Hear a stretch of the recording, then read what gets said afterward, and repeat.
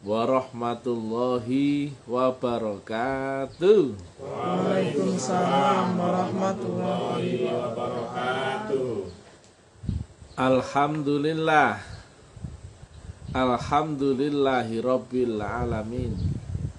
Wassalatu wassalamu ala asrofil anbiya'i wal mursalin Sayyidina wa maulana Muhammadin wa ala alihi wa sahbihi ajmain. Ketemu lagi dengan Mr. TM dengan uraian-uraian ilmiah tinggi tentang metodologi, metafisika, tasawuf, eksakta ilmiah. Bertempat di Kampus Taklim Ma'rifat Papua, Manokwari ya. Daerah apa ini namanya? Swapen ya. Di rumahnya saudara saya Mr. Gusman ya. Alhamdulillah baru datang tadi ya. Nah, kami lanjutkan dengan taklim darat ala kadarnya. Pentingnya metodologi ini adalah agar kita tahu cara praktek daripada agama. Orang taunya syariat itu masih teori agama. Lah mempraktekkan syariat itu mesti ada cara prakteknya atau yang disebut sebagai metodologi. Prakteknya agama itu nanti di adaptasinya ya, masih adaptasinya itu di ilmu hakikat ya. Nah, metodologi agama ini disebut sebagai tarekat ya. Jadi tarekat, hakikat. Kemudian ketika telah mulai kenal Allah, maka bermula itulah kita mulai beragama. Jadi agama itu bermula kenal Allah atau disampaikan oleh Nabi, awaluddin ma'rifatullah. Akhiruddin pun ma'rifatullah. Diawali dari kenal, kemudian adaptasi sampai beserta berkekalan dengan Allah. Jadi syariat itu masih belum agama ya. Tarekat belum. Tapi tarekat adalah cara praktek daripada syariat. Kalau kita diceritakan ya di dalam kitab ya, ada akhirat, ada sholat yang mestinya bisa mi'raj, syahadat itu bersaksi, itu nggak kau dapatkan di syariat prakteknya. Jadi kalau ilmu syariat itu hanya kita tahu caranya sholat secara syariat, mulai takbir sampai salam itu syariat, bacanya dibaca saat sholat itu syariat, wudhu itu syariat, menutup aurat itu syariat, menghadap kiblat itu syariat. Tapi bagaimana cara agar sholat itu nyambung akan Allah Ta'ala, itu tidak kau dapatkan di ilmu syariat. Demikian juga syahadat. Di dalam ilmu syariat kamu hanya tahu bunyinya syahadat. Asyhadu alla ilaha illallah wa asyhadu anna Muhammadur Rasulullah. Apa itu artinya? Aku bersaksi bahwa tidak ada Tuhan selain Allah, dan aku bersaksi bahwa Nabi Muhammad adalah utusan Allah. Nah kan, itu masih teorinya ya. Lah prakteknya, apa yang kau saksikan dalam syahadatmu? Tidak mungkin kau dapatkan di ilmu syariat. Nah, bersaksi itu ibarat begini loh. Aku bersaksi tisu ini mereknya Jolly lah. Praktek gimana? Ini dok. Oh, lah. Bukan ucapan lagi. Kata siapa syahadat itu ucapan? Batukmu krewak. Ini orang Papua ya, ini di kandang Papua ini ya. Kalau Mr. TM ini salah, sudah pasti ditangkap polisi ya. Saya berhadapan face to face dengan ulama-ulama Kiai Ustadz Gus Habib Mursyid dunia.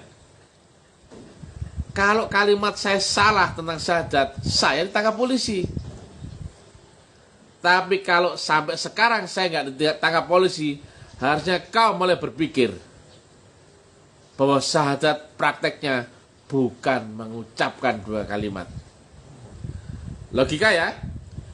Jika bunyinya bersaksi, apakah kau hanya dengan mengucapkan, aku bersaksi bahwa tidak ada Tuhan selain Allah, loh, masa begitu? Syahadat itu menyaksikan, betul ya? Kata siapa mengucapkan? Itulah penyelewengan, fitnah dan penyesatan luar biasa oleh ulama-ulama kayak Ustadz dunia itu sendiri.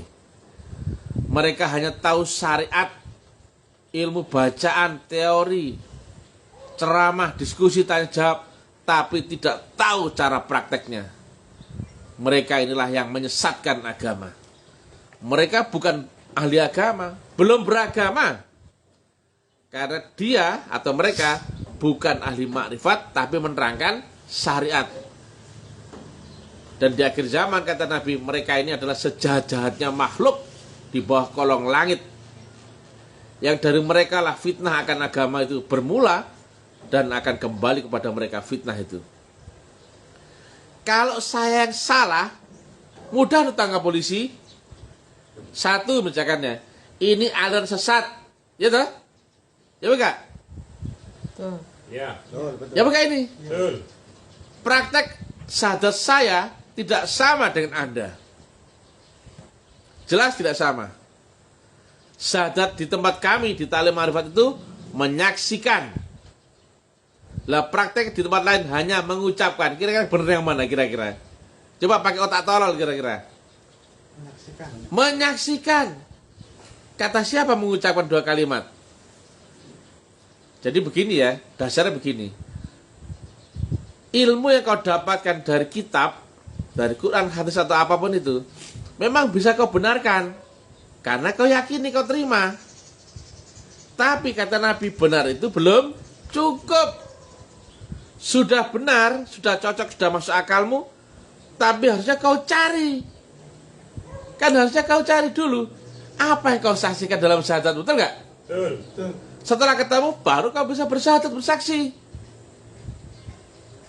Lah ini kalau kau hanya dapatkan dari buku dan kitab atau Google, kau hanya tahu bunyinya. Tahu bunyinya, kan tidak berarti bersaksi, betul ya? Betul. Bersaksi harus ada yang dilihat. Contohnya, aku bersaksi. Lah kalau ditanya orang, apa yang kau saksikan? Bisa jawab nggak? Bisa. Kalau bersaksi lah ya. Aku berjoget. Kalau tanya orang, joget apa? Bisa jawab nggak? Ya. Bisa. Nah, aku bernyanyi lagu apa yang kau nyanyikan? Peter Pan. Joget apa tadi? Poco-poco. Apa yang kau saksikan? Allah dan Rasulnya. Jelas. Kalau kau syahadat cuma ucapan, ketika ditanya, apa yang kau saksikan dalam syahadatmu? Hah? Pelongo-pelongo, ya kan? Ya bukan ini realistis tinggi ya. Kan gampang itu. Kalau kalimat saya nggak ilmiah, mudah itu polisi tangkap saya, iya. Tapi kalau saya menyampaikan data dan realita, kalimatku walaupun nggak manis di musuh banyak orang, dakwah kami tetap berkembang karena nggak bisa diganggu gugat. Misalkan Pak Gusman seorang yang dihadirkan menjadi saksi, ya, contohnya ya, di suatu persidangan manusia. Pak Gusman, hari ini Pak Gusman dihadirkan sebagai saksi, betul Pak Gusman ya? Betul. Nah, misalkan begitu ya. Pak Gusman, apakah Pak Gusman pada kejadian tanggal sekian, bulan sekian, tahun sekian di TKP alamat ini, Pak Gusman melihat sebagai saksi ya dengan mata kepala Bapak sendiri dan tidak dalam keadaan paksaan dan dalam keadaan sadar? Oh tidak Pak, saya katanya orang. Bagaimana kira-kira? Batal. Saksi tadi palsu, betul ya? Atau tidak layak menjadi saksi, betul kan? Kalau dia sengaja pidana, betul nggak? Betul. Nah, sekarang pertanyaannya, syahadatmu selama ini Islam. Mulai ngaji Quran, semua oke. Baru tak syahadatnya saja. sudah pernah bersaksi akan Allah dan Rasul? Sudah Pak Sajjad. Apa yang kau saksikan dalam syahadatmu? Loh, kalau itu nggak tahu Pak. Loh, ya Pak? Ya. Hanya mengucapkan. Hanya mengucapkan.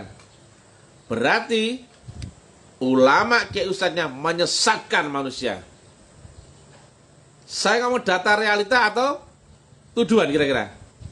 Data realita. Kalau saya menuduh, saya bisa dianggap penistaan agama atau misalkan apa ya, tuduhan tanpa bukti, betul kan? Tapi kalau saya ngomongnya ini realistis ya, berdasarkan data dan realita, harusnya kamu berpikir. Nah, inilah yang nggak ditemukan orang ya. Orang belum kenal akan Allah yang wujud di dunia. Padahal sifatnya apa di surat 20? Wujud. Tapi kan orang belum ketemu. Sifatnya tahu, nama sifatnya tahu. Allah itu wujud, kita bakok mukhalafatul lil khawadisi dan seterusnya, betul kan? Hafal. Tapi saya ditanya, di manakah wujudnya Allah di dunia ini? Gak ngerti. Lah kalau gak ngerti, apa yang kau saksikan dalam syahadatmu? Gak ngerti. Apa yang kau ingat dalam sholatmu? Gak ngerti. Contohnya Mas siapa ini? Sulis. Mas Sulis ya. Mas Sulis yang mana? Ini apa ini? Mas Sulis. Sholat. Gak sholat gak apa-apa ya. Yang sholat aja Pak. Sholat. Ini aja. Ini udah bayat saja. Sholat. Sholatnya keras dong. Mas siapa namanya? Mas Ali. Sholat. Menyembah siapa? Nah ini fair ya. Jangan begini. Saya belum pernah kenalan lebih akrab sama Pak Mas Ali ya. Apa yang kau ingat dalam sholatmu? Apanya Allah yang kau ingat? Zatnya. Logika ya. Hukum mengingat di dunia adalah ketika telah berinteraksi dengan pernah kau lihat, pernah kau cium, raba, dengar dan rasakan. Itu hukum panca indera. Ya. Jangan ngomongin zatnya, namanya atau apanya. Bukan, belum itunya. Kau ingat apanya, itu harus berhubungan dengan ini. Nah, kalau zatnya kan masih angan-angan.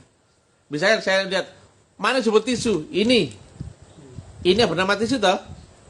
Jangan kemudian kita belum pernah ketemu, kita ingat bayangan akan tisunya. Itu namanya bukan, belum bisa mengingat yang ini ya.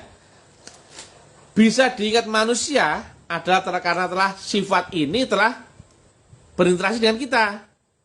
Kentut, ada bunyi dan suara. Air, ada wujud dan rasanya. Bunyi, kau dengarkan. Nah, sifat Allah yang berhubungan dengan manusia pertama adalah wujud, berarti apa? Terlihat dulu. Kalau sekedar nama, itu masih angan-angan. Masalahnya, yang mana bernama Allah? Sudah tahu? Zat, katanya. Yang mana zat Allah? Sudah tahu? Ya. Jika tidak berhubungan dengan 5 ini, pasti angan-angan. Logik tinggi ya. Kalau nggak berhubungan dengan ini, bukan di dunia namanya. Pocong. Di dunia menjadi bernama pocong, ada nggak sifatnya? Ada. Pakainya begitu, betul nggak? Ya pakai ini. Kuntilanak. Tahu kan? Menjadi kuntilanak karena apa? Dilihat orang, kostumnya begitu, genderuwo begitu sebagainya. Nah, ini dia. Di dalam Quran ada ayat banyak ya. Tuhan di langit dan Tuhan di bumi. Apakah Allah ada 2? Tidak. Kau Mas Ali ya, teorinya kan kau ada ruhmu dan ada jasmanimu. Apakah kau ada 2? Tidak. Apakah kau ini? Ini yang berjasmani ini? Bukan. Tapi kau terlihat seperti ini. Ngeri tak? Kau bukan ini. Ini hanya badan kasarmu saja. Ini akan kembali ke tanah. Wujudmu di dunia seperti ini, tapi kau bukan ini. Kau adalah yang dibalik ini. Ya pakai ini. Nah, jasmanimu ada jenis kelamin, ada wujud, ada rupa, ada apa? Terikat dimensi ruang dan waktu. Lah kalau roh Ada nggak jenis kelamin? Makan tidur atau mati? Enggak. Mulai ini yang nggak pernah diterangkan di ilmu syariat. Apapun yang dinamakannya di dunia, entah itu malaikat, neraka, iblis, setan, Allah, semua harus memakai undang-undang 5 panca indera. Duluan mana? Kita berinteraksi dengan ini atau namanya dulu? Saya tanya. Interaksi dulu, baru kau namai. Betul? Kapan kau tahu di manakah yang bernama Allah itu? Di dunia lo ya. Nah, masalahnya kan zat, angan-angan itu. Ya maka ini gak percaya. Tadi kata ingat zatnya. Saya tanya. Begitu Allahu Akbar, kata ingat zatnya. Seperti apa zatnya itu? Saya tanya. Ya seperti badan kita. Preketek. Ya maka.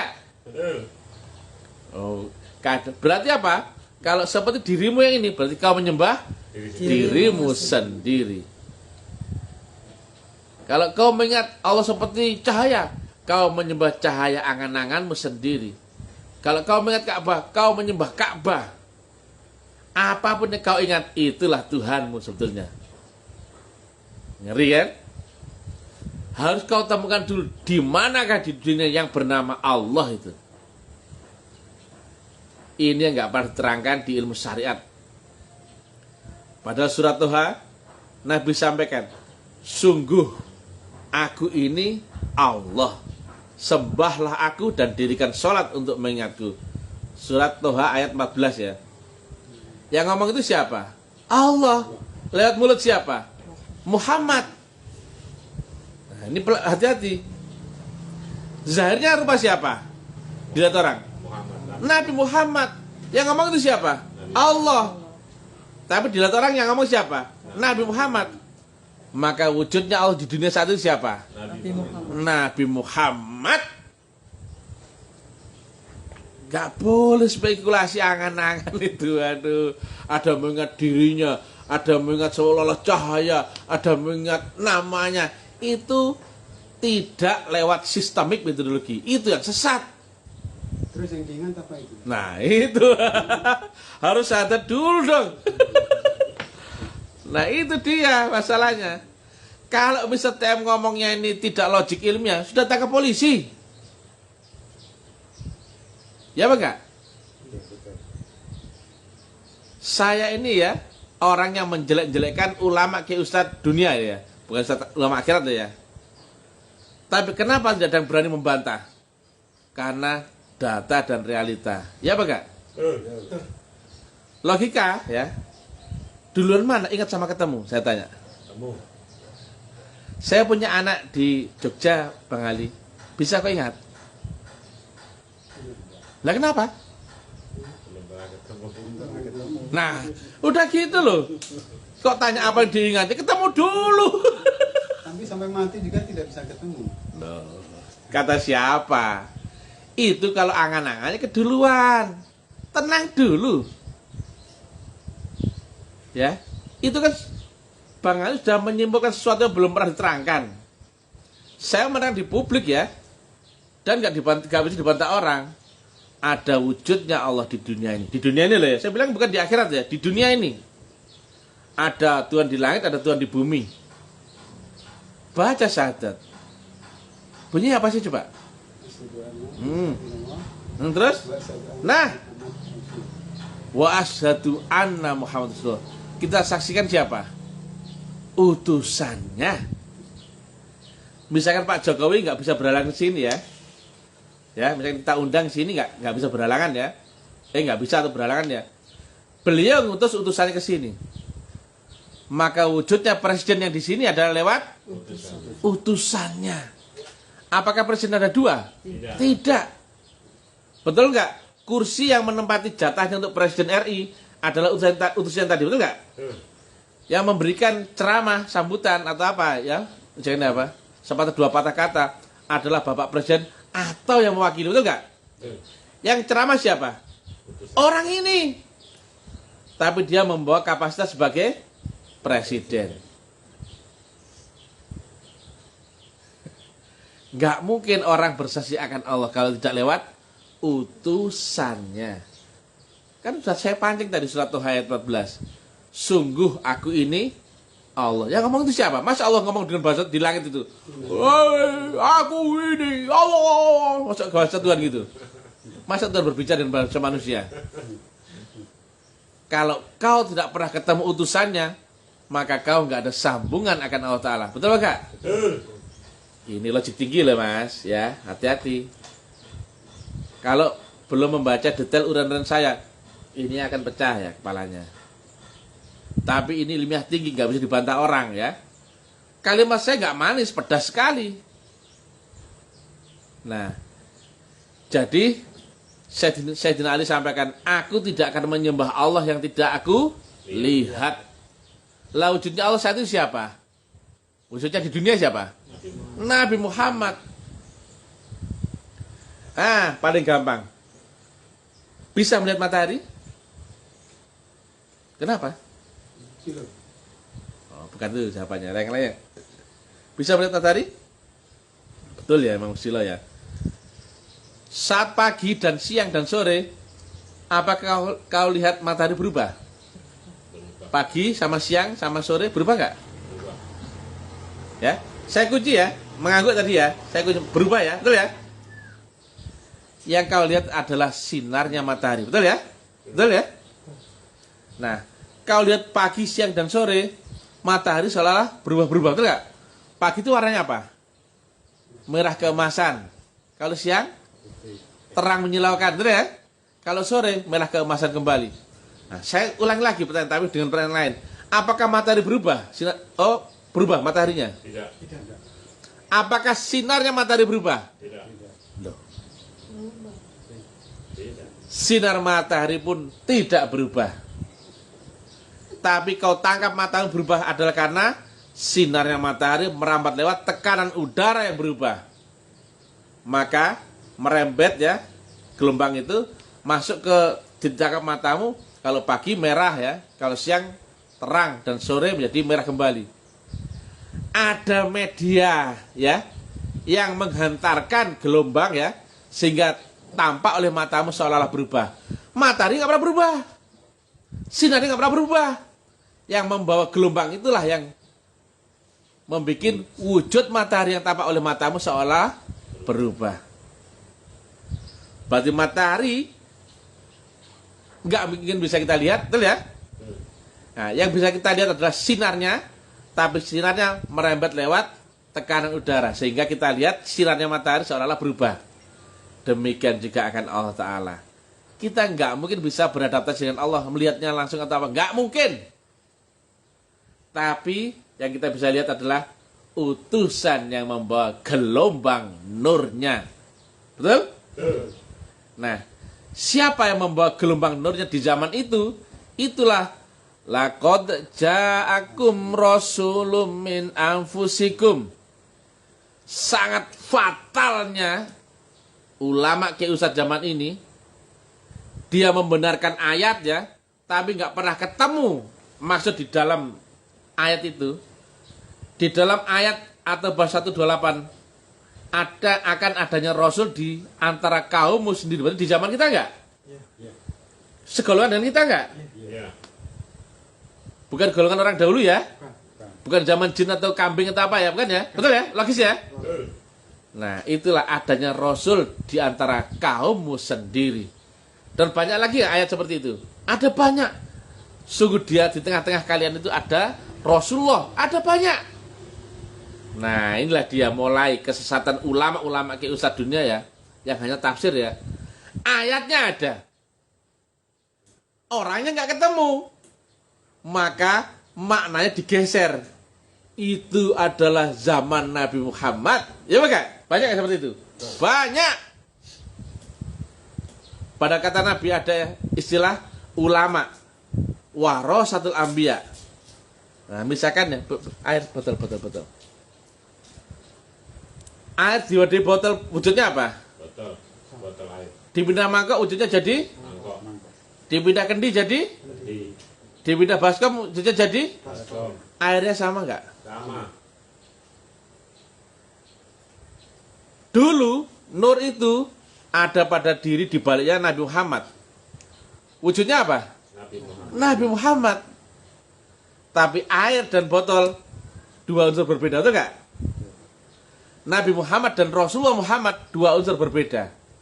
Ya kata Nabi, ya kata Sayyidina Abu Bakar, kullun nafsin dha'iqatul maut. Yang bernyawa pasti akan ada matinya. Tapi kalau yang Rasulullah Muhammad yang tidak bernyawa, nggak ada matinya, itu diwariskan. Maka memindah ya, terus estafetnya ya. Wujudnya beda-beda nggak ini nanti? Beda. Isinya sama nggak? Sama. Al ulama warasatul anbiya. Maka cara ulama yang menjadi estafet yang diwarisi sama menyambung mulai dari junjungan Rasulullah Muhammad. Cocok dengan ayat laqad ja'akum rasulun min anfusikum. Cocok? Cocok. Itulah yang harusnya kau saksikan. Wujudnya orang itu yang membawa nur Allah ke dunia. Kalau orang ahli syariat nggak ketemu orang itu dan nggak ketemu ilmunya, nggak mungkin bisa bersaksi. Betul apa nggak? Betul. Biar sampai dobolen, batu krewak, jambule wanen, nggak bakal bisa menerangkan apa yang kau saksikan dalam syahadat. Betul nggak? Betul. Betul? Betul. Ya kau saksikan Allahnya apa utusan sebetulnya? Utusannya. Betul nggak di dalam ayat banyak sekali Allah menerangkan ada yang aku, ada yang kami. Betul. Lah Allah kok pelin-pelan? Allah sebenarnya yang aku apa yang kami? Saya tanya. Hakikatnya sebetulnya satu. Jika ada Pak Presiden mengutus utusan saya ke sini, apakah Presiden ada dua? Tidak. Ya tidak. Itu antara Presiden dan utusannya. Nah syahadat itu aku bersaksi akan Allah dan Rasulullah, ya. Makanya nggak mungkin syahadat akan Allah tok, betul apa enggak? Nggak mungkin. Nah, jika kau tidak ketemu siapakah utusan Allah yang di zaman ini di antara kaummu sendiri, yang itu disebut sebagai rajanya manusia di surat An-Nas, Qul a'udzu birabbin nas, Tuhannya manusia, Malikin nas, rajanya manusia. Rupa apa? Manusia. Manusia. Nggak mungkin raja manusia rupa monyet, ya Pak? Betul. Ilahina sesembahan manusia rupa apa? Manusia. Manusia. Atau dalam kalimat Nabi yang lain ya, besertalah dengan Allah. Jika belum bisa beserta dengan Allah di ars, beserta dengan orang yang telah beserta dengan Allah. Betul nggak kalimat Nabi? Betul. Ini yang orang nggak ngerti. Maka ketika orang tidak ketemu metodologi ini, syahadatmu nggak sah. Coba ya, ketika dengan kriteria seperti ini, apa yang kau ingat dalam salat Bang Ali? Coba, apa yang diingat? Nggak tahu, ya Pak Kak? Ya Pak Kak? Yang kau ingat adalah angan-anganmu sendiri, ya Pak Kak? Jujur aja. Ya udah nggak mau mengaku nggak apa-apa. Tapi logika ilmiah semua menggugurkan bahwa Tuhan itu bukan lewat angan-angan. Coba logika ya. HP ada HP, ada HP. Coba HP, coba HP Pak Gus. HP. Misalkan resolusi HP-mu 1000 megapiksel. Bisa nggak ini menerima data 2000 megapiksel? Tidak bisa. Maka resikonya akan apa? Error. Hang, error, atau formatnya pecah-pecah. Ya Pak? Ini ada botol. Bisa nggak ini menampung lautan? Tidak bisa. Lah kenapa? Terbatas. Gak mampu. Akal manusia mau membayangkan Tuhan yang tak terbatas. Kira-kira bagaimana? Tolol? Letak. Meletek dasmu. Ya Pak? Betul. Kalau Tuhan kau angan-angan kan berarti lebih tinggi mana? Tuhan apa akalmu? Kalau Tuhan kau angan-angan, logika saja. Kau ngomongnya, oh lebih tinggi Allah, tapi kau lewat angan-anganmu. Betul? Betul. Nah, masih pening ini, masih pening. Tinggian mana? Mutlak sama relatifnya manusia. Mutlak. Bisa nggak mutlak ditampung oleh akalnya manusia? Tidak bisa. Nggak bisa. Ini fisika. Ini pengetahuan ilmu pasti, bukan dugaan. Bukan kira-kira atau pendapat. Nggak ada. Ini nggak bisa menampung lautan. Perlu debat nggak ini? Tidak. Nggak perlu, sudah pasti. bisa nggak menghitung? Makanya di dalam surat yang lain kan ada ya, tidak muat ya bumi dan langit ini untuk memuat ayat-ayatku. Walaupun kayu di hutan dijadikan pena, ayat di lautan menjadi tinta, nggak kuat, nggak bisa memuatnya. Itu mau kok angan-angan Tuhan seperti itu. Bahwa Tuhan lebih rendah daripada angan-angan. Itulah yang saya bilang, syariat tidak mungkin menjangkau makrifat. Kalau kau membaca Quran, sholat atau apapun dengan akalmu, jelas gak bakal nyambung. Itulah harus pakai metodologi. Ikuti saja metodologi ini, ilmiah tinggi. Nah dulu kan nggak ada yang menjelaskan bagaimana urutan antara Allah, nurnya dan pembawa nur itu. Padahal ada nggak ayatnya? Bahwasanya berhubungan dengan Allah wajib lewat wasilah. Baca Al-Maidah 35. Wabtaghu ilahil wasilah wajahidu fisabilihi la'allakum tuflihun. Carilah jalan wasilah untuk mendekatkan diri ke hadirat Allah Ta'ala. Betul ya? Saya urai, saya bolak-balik tapi tidak merubah maknanya. Berarti untuk mendekatkan diri ke hadirat Allah Ta'ala harus pakai jalan wasilah. Betul enggak? Kalau nggak ketemu jalan wasilah nggak bisa mendekatkan diri ke hadirat Allah Ta'ala. Betul enggak? Dan itu harus kau cari. Betul enggak? Itu Quran, baca sendiri. Ini orang membaca membenarkan memang, tapi karena nggak ketemu apa yang dimaksud, maknanya diplesetkan, bajingan itu ya. Mulai syahadat sudah penyelewengan luar biasa. Siapa coba yang berani ngomong bahwa syahadat menyaksikan akan sifat wujudnya Allah dan sifat wujud kekasihnya atau utusannya? Hampir semua ulama ki ustadz itu menerangkan praktek syahadat adalah mengucapkan dua kalimat. Kalau bagi saya, goblok. Kalau saya nggak ilmiah, ditangkap polisi ini. Logis nggak Bang Ali? Menyaksikan harusnya ada yang betul nggak?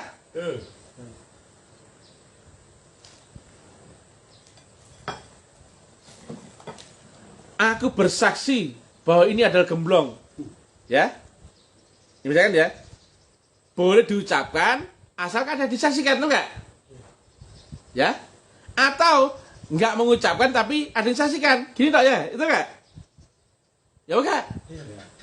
Ya, syahadat itu ya, satu ya, boleh diucapkan sambil disaksikan, betul nggak?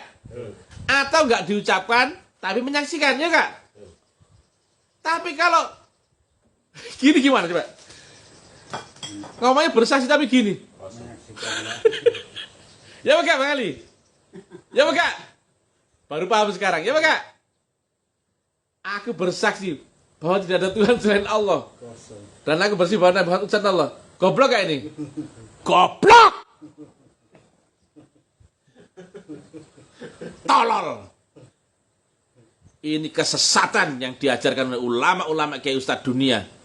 Mereka nggak lewat metodologi, nggak tahu ulama waris, nggak tahu wasilah. Maka juntrungannya syahadatnya nggak sah. Sholatnya bagaimana? Apa yang kau ingat dalam sholatmu? Angan-angan, dugaan, mudah-mudahannya nggak. Maka akhirnya apa? Kata Nabi, as-sholatul mi'rajul mu'minin. Sekarang ada nggak orang menerangkan cara mi'raj? Nggak ada. Bahkan rame-rame ya, itu mukjizat Nabi, hanya Nabi tok yang bisa mi'raj, betul nggak? Goblok. Bunyinya Nabi apa bilang? As-sholatul mi'rajul mu'minin. Mu'minin jamak apa? Tunggal? Jamak. Inilah ya. Mereka tahu ayatnya, membenarkan, tapi nggak tahu prakteknya, maka diplesetkan. Itu Nabi yang bisa, ya enggak? Peringatan Isra Mi'raj. Masya Allah, hari ini kita memperingatan Isra Mi'rajnya Nabi Muhammad Sallallahu Alaihi Wasallam. Bla bla bla bla bla. Ditanya, bah, gimana cara bisa Mi'raj? Wah, nggak tahu. Ya enggak? Itu mujizat apa? Nabi itu apa? Kita semua bisa. Itu Nabi saja itu. Padahal kata Nabi, as-sholatul mi'rajul mu'minin. Sesat ya ini? Sesat. Mereka mengartikan makna-makna ayat-ayat Quran ataupun hadis dengan seenak udelnya sendiri. Bajingan. Loh, saya kalau tidak didukung data dan realistis ilmiah, saya yang digugurkan, betul nggak? Tapi sampai saat ini saya dakwah di medsos nggak ada menggugat. Berarti ini memang realita dan fakta. Dulu kan? Dulu ketemu di mana sama istri? Di Surabaya. Di Surabaya. Nah, gampang kan? Kalau realistis gampang. Ketemu dulu, kemudian tertarik ya, kemudian kenal ya, adaptasi ya, kemudian berkorban, kemudian beserta, ya tak? Ya Pak. Itu caranya bagaimana itu? Nah, itu yang belajar di sini. Panjang-panjang ujungnya itu, ya itu belajar di sini. Kalau nggak ada ilmunya, nggak ngerti ya. Sama Allah itu ya, akhiruddin beserta dengan Allah ya, beserta berkekalan. Awaluddin makrifat, kenal ya. Sebelum kenal, nggak dihitung agama. Nah, kalau kita ya, tadi ketemu sama calon istrinya di Surabaya. Saya tanya, apakah bisa kau ketemu Tuhanmu atau calon Tuhanmu itu di dunia? Nggak mungkin, ya Kak? Karena dia di Ars, ya Kak? Dia di Malik Yaumiddin. Ya Kak? Dia di dunia apa di akhirat? Tepatnya di ujung langit akhir tertinggi. Secara teori ya. Prakteknya, berarti kau nggak akan ketemu Allah di Ars sebelum temukan dulu utusannya di sini. Dan ada adaptasi khusus lewat gelombang channel wasilah. Maka siapapun manusia nggak mungkin bisa ada sambungan akan Allah jika belum ketemu sang pembawa wasilah. Karena jika kau nggak ketemu sang pembawanya, nggak akan ketemu dengan wasilahnya. Dan jika nggak ketemu dengan wasilahnya, nggak akan nyambung akan Allahu subhanahu wa ta'ala. Maka betul kalimat Nabi, tidak akan kau temukan Allah di akhirat sebelum kau temukan Allah di dunia. Tidak akan kau temukan surga di akhirat sebelum kau temukan surga di dunia. Nah pertanyaannya, siapakah Tuhan yang di dunia? Utusannya ya, bukan Tuhannya sebenarnya itu. Maka sifatnya yang mewujud, bukan wujud itu Allah. Coba air dan gelas, air dan botol.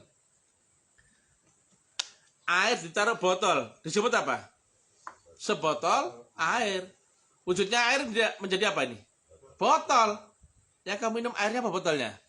Airnya. Tapi kan air di balik botol, maka kau pegang dulu botolnya, betul Kak? Ya, air dan botol ini dua unsur berbeda, betul Kak? Yang berwujud botol ini adalah wadahnya, betul Kak? Tapi airnya karena menempati botol, menyerupai, mewujud. Jika tadi ya,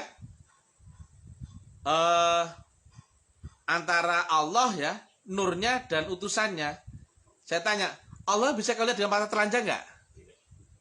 Nurnya bisa kau lihat dengan mata telanjang nggak? Lah kalau utusannya terlihat, tapi dia bukan Allah, betul? Tapi Allah dibalik utusannya itu. Kalau saya bilang itu wujudnya Allah yang di sana ya, keliru. Allah nggak berwujud, ya. Tapi kalau kita bahas di dunia, kita ketemu yang Allah di dunia, Allah itu wujud, ada wujudnya. Maka kau harus pastikan di manakah yang bernama Allah yang di dunia, betul nggak? Itulah ada Allah di langit dan ada Tuhan di bumi ya. Ada nggak ayatnya? Ada. Ada nggak Allah nyebut kami? Ada. Betul nggak syahadat itu? Allah di langit, kau saksikan lewat apa? Utusannya di dunia. Ya siapa? Di zamanmu sendiri, betul nggak? Kaummu sendiri, betul nggak? Nah, yang kau lihat adalah Nabi Muhammad utusan Allah di zamanmu sendiri. Nah, jika awalnya Nabi Muhammad wujudnya botol ya, dipindah mangkok wujudnya Nabi Muhammad jadi apa? Dipindah kendi wujudnya Nabi Muhammad jadi apa? Isinya sama nggak? Betul nggak? Rasul min anfusikum. Tepuk tangan. Jika kau belum ketemu siapakah utusan Rasul di zamanmu sendiri, walaupun tidak disebut Rasul, tapi al-ulama warasatul anbiya, yang disebut sebagai Rasul min anfusikum, kau nggak bakal ngerti agama.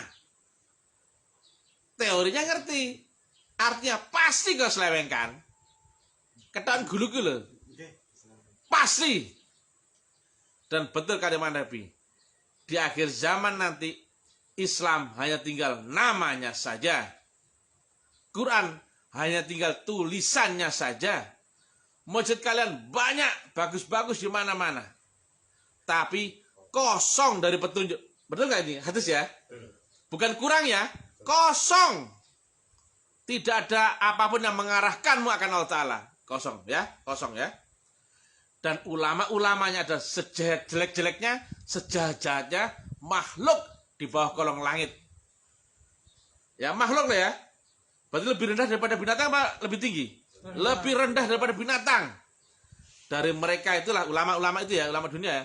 Fitnah agama itu berasal dan akan kembali fitnah itu kepada mereka. Kata siapa itu? Hadis, ya Pak?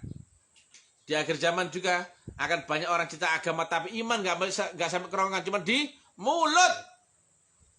Nah tadi ngomong apa? Mengingat Allah dengan angan-angan. Saat tidur ilmunya hilang nggak itu? Hilang. Apalagi mati. Berarti mengingat Allah bisa nggak dengan angan-angan akal? Nggak bisa. Kau Islam jasmanimu tapi begitu mati gak ngerti apa-apa. Nah, ini Pak siapa tadi? Pak Anggar. Saat bayat bisa tidur nyenyak? Tidur nggak bisa. Kenapa? Disuruh tidur apa suruh melek? Tapi bilangnya ngorok. Nah kan? ya, ada ya. Jasmani yang ngorok tapi rasanya nggak tidur. Orang normal jasmani yang ngorok, akalnya hilang ya Pak?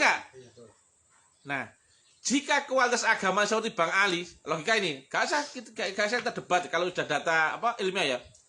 Apa bedanya tidur seorang ulama, pemabok, bajingan, anak kecil sama orang gila saat tidur? Sama. Itulah kualitas agama dengan akal. Ini bukan di akal jasmaniahmu. Bang virtual namanya panca indera. Itulah dunia.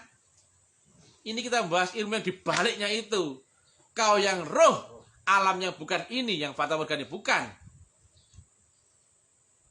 Sepinter-pinter ahli syariat yang akal, tidur hilang ilmunya. Nah, saya lanjutkan ya. Kau mau mengingat Allah katanya dengan angan-anganmu.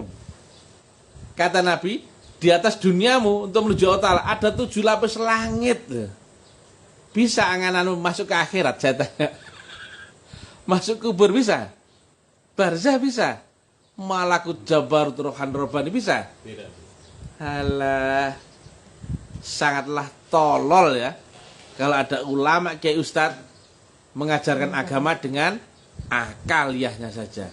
Itu teori, itu narasi prolog ya. Prakteknya adalah dengan ruh. Tepuk tangan. Nah, dari ilmu akal, syariat, masuk ke ilmu ruh, namanya ilmu tarekat. Tepuk tangan. Nah, saat kita masuk tarekat, itu ada 2 ya prinsipnya.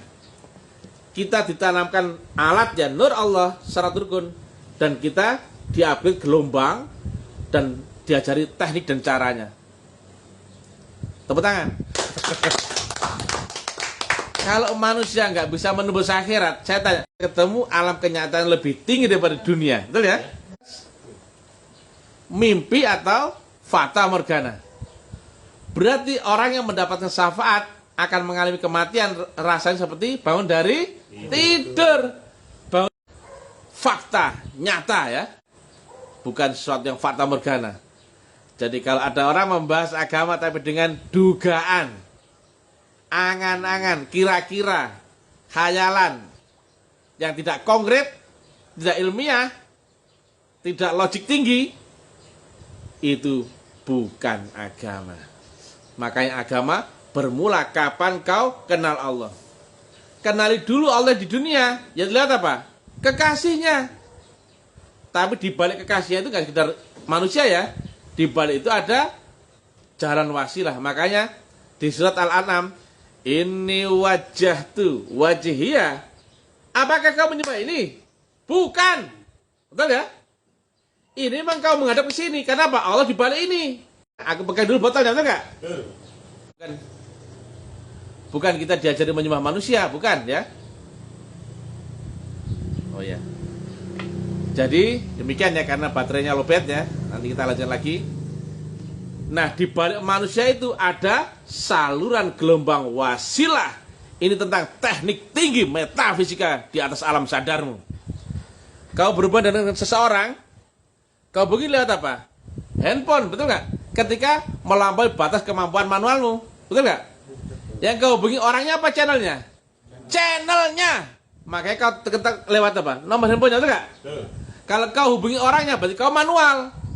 Kau bisa berhubungan dengan orang yang jalan. Nyambung nggak? Nyambung. Detik yang sama? Ya. Ketika ini telah tersambung, maka kau bisa berhubungan dengan orang itu langsung. Yang pertama kau hubungi adalah channelnya dulu, betul nggak? Tapi begitu channelnya nyambung, kau berhubungan dengan orangnya itu secara langsung. Begitu kau berhubungan dengan Allah lewat channel wasilah, hubunganmu adalah langsung. Tepuk tangan.